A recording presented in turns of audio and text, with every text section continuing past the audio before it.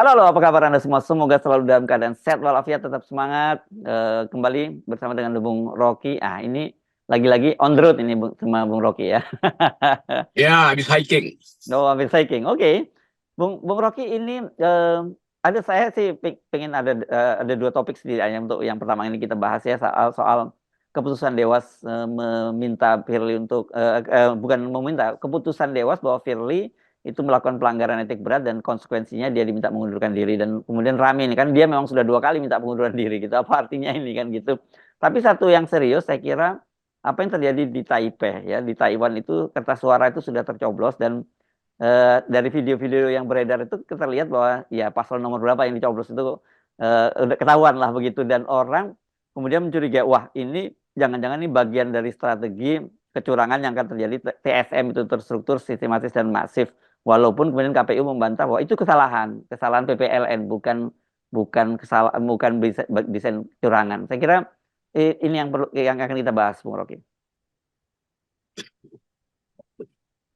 Oke, Pak Firly tentu berupaya untuk mengevaluasi diri sendiri dan dia merasa bahwa tindakan yang paling maksimal yang bisa dilakukan sebelum ada keputusan pengadilan adalah mengundurkan diri. Kan itu juga kita mesti hargai prinsip itu.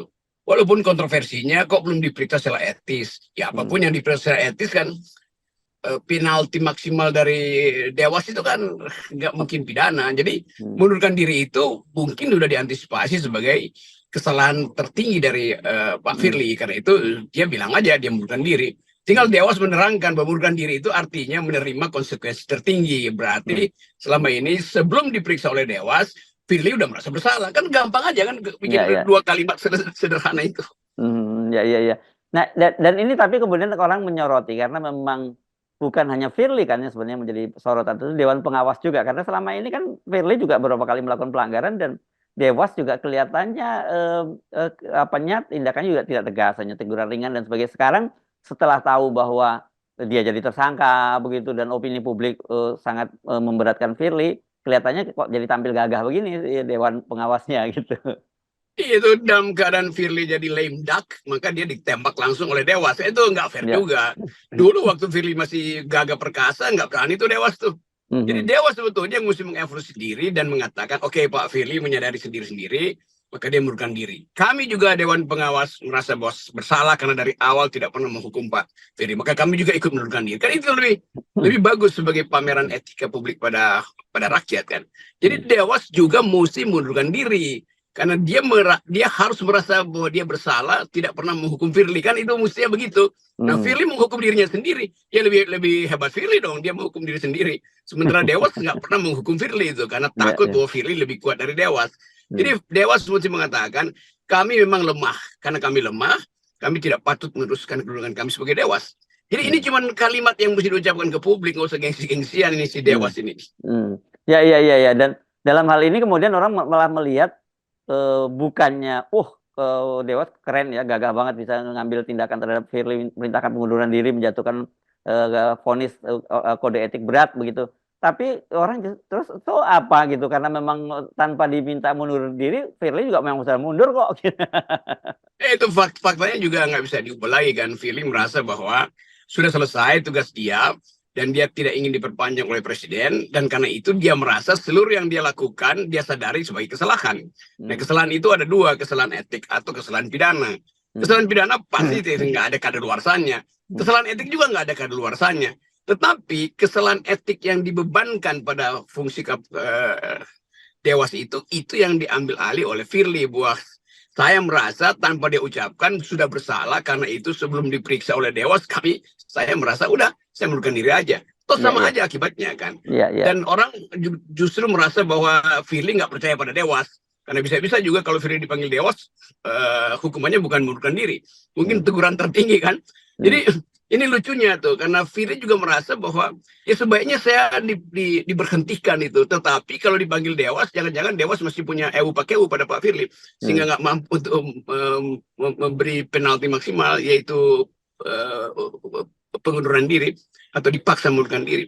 Jadi ini sudah selesai sebagai kasus etik, dan itu ditunjukkan dengan semacam ya patriotisme walaupun semu dari Firly untuk mengundurkan diri. tinggal ikuti persidangan berikutnya. Jadi sekaligus dengan cara ini Dewas harus membubarkan diri karena Ya. gagal untuk membawa Firly ke dalam dewan pengawal, ke dalam pengadilan etik. Ya, hal yang sama saya kira juga perlu dikoreksi terhadap istana karena kan kemarin itu dengan alasan sebagai konsekuensi dari putusan Mahkamah Konstitusi yang memperpanjang masa jabatan pimpinan KPK dan juga Dewas dari 4 tahun menjadi 5 tahun kan Presiden kemudian mengeluarkan kepres memperpanjang masa jabatan semua pimpinan ya termasuk dalam hal ini Firly ya di tengah situasi ketika Firly sebenarnya sudah jadi tersangka. Ini pun kan kelihatan sekali kalau prosedurnya legal formal ya udah putusan MK seperti itu kita keluarkan surat kepresnya. Padahal kemudian Firly harus mengundurkan diri. Ya kan sebetulnya di dalam hukum walaupun ada legal formal tapi orang yang diberi ke beban legal formal itu nggak merasa mampu membawa beban itu kan.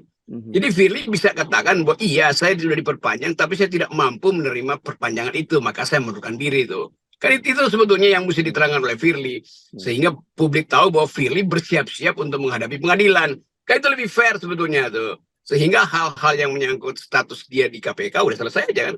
Kan itu tinggal semacam memorandum dari Dewas atau memorandum dari Presiden untuk menerangkan bahwa sudah itu bagian-bagian legal formal itu sudah bisa diselesaikan dengan penolakan Firly untuk diperpanjang. Sebetulnya kan mengundurkan diri artinya menolak untuk diperpanjang. Ada konsekuensi, etikanya belum selesai. Oh dia juga udah mengundurkan diri, itu artinya dia terima bahwa dia memang bersalah secara etis. Jadi hal yang maksimal nggak perlu lagi diplototin prosedural teknisnya tuh. Loh orangnya udah menganggap bahwa dia betul-betul bersalah ya udah tinggal masuk di pengadilan kan. Walaupun sebetulnya pengadilannya juga masih bisa bersifat transaksional kira-kira begitu. Ya, ya. Tapi penting ini kita soroti kan sejak awal kita melihat di negara ini orang sering berlindung di balik legal formal begitu ya Bung Rocky dan kemudian mengabaikan etik. Itu yang sebenarnya kenapa soal orang akan bertanya kenapa sih mesti disoroti ini kan soal administratif itu soal legal formal. Saya kira bukan, justru dari situlah kita bisa melihat bagaimana negara ini dikelola gitu. Iya, sama seperti maling sebelum kena penjara, sebelum dibawa ke pengadilan dia mengaku aja kan. Walaupun pengakuan itu bukan berarti dia bersalah. Tetapi bagi maling yang merasa bahwa dia udah bersalah ya udah ngaku aja. Dan pengakuan itu juga dia akan tunjukkan buktinya secara real ini yang saya curi, ini yang segala macam. Maka dia nggak perlu lagi diproses macam-macam ya masukin penjara aja kan. Tinggal keputusan hakim yang hakim tahu bahwa si maling ini nggak akan lagi minta dibela tuh. Dan itu justru yang bisa meringankan dia kan.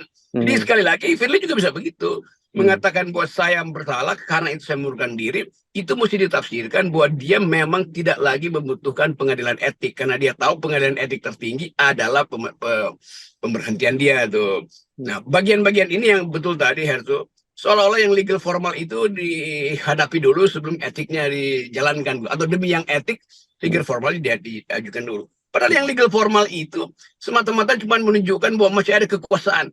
Entah itu dalam bentuk regulasi, entah itu dalam upaya untuk menghambat seseorang untuk berkarir kan di mana-mana legal formal itu hanya dimaksudkan untuk menghambat atau memuluskan kan itu intinya tuh. Padahal sebetulnya kesadaran etik dari si warga negara itu yang lebih penting daripada dia tunggu legal formalnya. Yes, oke. Nah, sekarang kita pindah ke tadi ya soal yang terjadi di Taipei ini ya. Ini sebenarnya kalau dalam situasi yang situasi yang public distrust itu tidak meluas, mungkin penjelasan KPU bisa diterima. Oh, ini ada kesalahan dari panitia penyelenggara pemilu di luar negeri begitu ya karena ada persoalan teknis di Taipei akan ada libur Imlek dan sebagainya. Jadi kemudian pemilunya dipercepat gitu walaupun sebenarnya secara undang-undang tidak boleh. Tapi yang saya soroti orang tidak hanya melihat soal dugaan kesalahan administratif, tapi orang melihat bahwa ini adalah indikator bahwa memang pemilu itu sejak awal direncanakan dengan curang. Ini juga sama aja dengan argumen pada Firly tadi. Seolah-olah itu kesalahan prosedural, legal formalnya, nggak begitu, hukumnya tidak begitu secara tepat. Tetapi materi dari perpolitikan kita kan bukan soal legal formal, bukan soal legalitas, tapi legitimitas. Gitu kan. Dan orang melihat kasus di Taipei itu penanda bahwa yang legal formal itu bisa juga diakali demi tuntutan yang lebih besar. Yaitu disembunyikan sebetulnya kasusnya tuh. Tetapi kemudian terbuka, terbaca.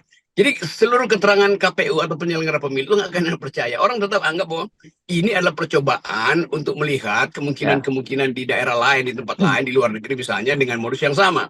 Kan Hmm. kalau ini bisa diselamatkan, itu artinya di tempat lain juga bisa berlangsung tuh Hmm. surat suara dicoblos duluan tuh. Hmm. Jadi sangat mungkin juga ini sengaja diajukan untuk jadi test case aja kan. Nah, Hmm. kebetulan publik berhasil lebih cepat. Jadi ya itu sebagai basa-basi, ya ini bukan ini kesalahan bukan kesengajaan, tapi ini ketidaksengajaan yang sifatnya administratif. Jadi hal-hal begituan yang bikin publik merasa, iya yang lu sebut administratif, itu adalah percobaan yang gagal sebetulnya. Iya, iya. Dan tapi ini penting juga diingatkan oleh kepada para penyelenggara. Sekarang ini mata publik itu ada di mana-mana karena kasus ini viral itu karena kemudian ada video di TikTok gitu ya yang menunjukkan kertas suara yang sudah dicoblos di Taipei dan modus-modus semacam ini saya kira akan sulit dibendung ya karena sekarang ini kan orang dengan mudah dengan gadget dan sebagainya dan kemudian diviralkan dan itu kemudian jadi semacam perlawanan publik gitu. Juga di tempat-tempat di mana mereka yang sebetulnya bekerja di luar negeri kadang-kala menganggap wah mungkin ini kekhususan buat kita tuh, Hmm, dan nggak hmm. ada keterangan kan. Jadi Ya. mereka yang jauh dari pusat kontrol etika publik itu merasa itu biasa aja tuh. Nah untung aja ada aja orang yang merasa ini ada yang nggak benar nih. Demikian juga mungkin akan berlangsung di beberapa kedutaan kita tuh. Hal yang menyangkut TKI yang mungkin nanti dikasih iming-iming, udah Anda kerja aja tuh pada waktu hari Hmm, pencoblosan. hmm, Ya hmm. gampang tuh, nanti diatur lah kira-kira semua perencanaan buruk itu udah dibayangkan oleh publik.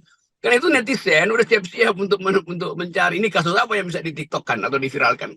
Iya, Jadi itu betul tadi bahwa mata publik itu udah kecurigaan publik dan semacam ya ketidakpercayaan itu yang menyebabkan semua orang itu pasang kuda-kuda itu atau pasang hmm, sensor sensor batin bahkan. hmm.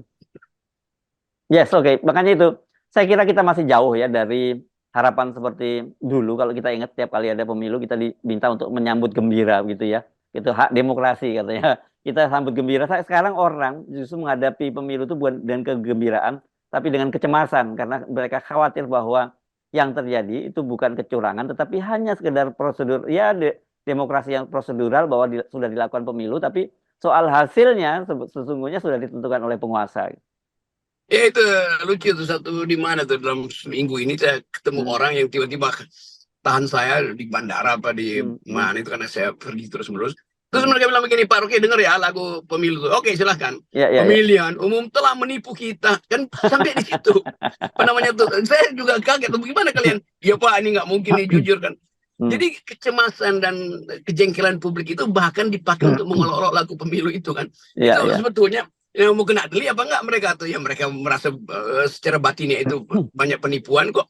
Hmm. Jadi sebetulnya sosiologi kita itu, sosiologi politik kita itu menangkap hal yang terbalik bahwa pemilu ini tidak akan diselenggarakan atas asas-asas adil, rahasia dan seterusnya itu. Jadi publik mengambil resiko untuk mengelola pemilu akhirnya. Ya, iya, iya, iya. Tentu saja kita tetap saja punya harapan begitu ya, Bung Rocky. Dan tapi harapan itu tidak akan terwujud kalau publik itu tidak terlibat secara aktif dalam mengawasi kecurangan semacam itu. Kalau kita berharap dari aparat, ya nggak mungkin. Kita berharap mereka akan menjadi mata publik untuk mengawasi kecurangan atau menjaga kecurangan itu. Iya, saya menganggap bahwa semua keterangan KPU, Depdagri, bahkan Presiden itu yang Hmm. bahkan terengah-engah untuk menjelaskan karena di mana-mana ada ketidakpastian dan ketidakpercayaan itu percuma Hmm. sebetulnya tuh.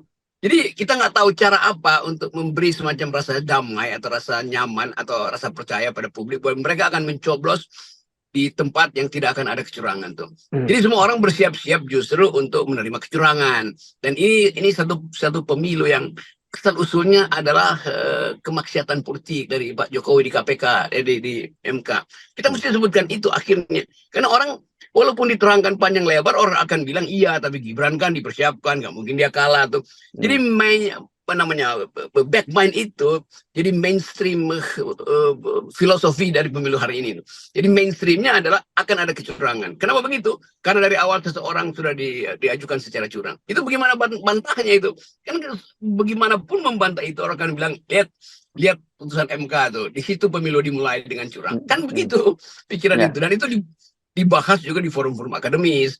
Dan para mahasiswa itu nggak mungkin dibatalkan cara berpikir mereka bahwa dari awal asal-usul pemilu ini adalah kecurangan. Yes, oke. Baik, terima kasih Bung Rocky. Buat Oke. kita tetap 0%. Yes.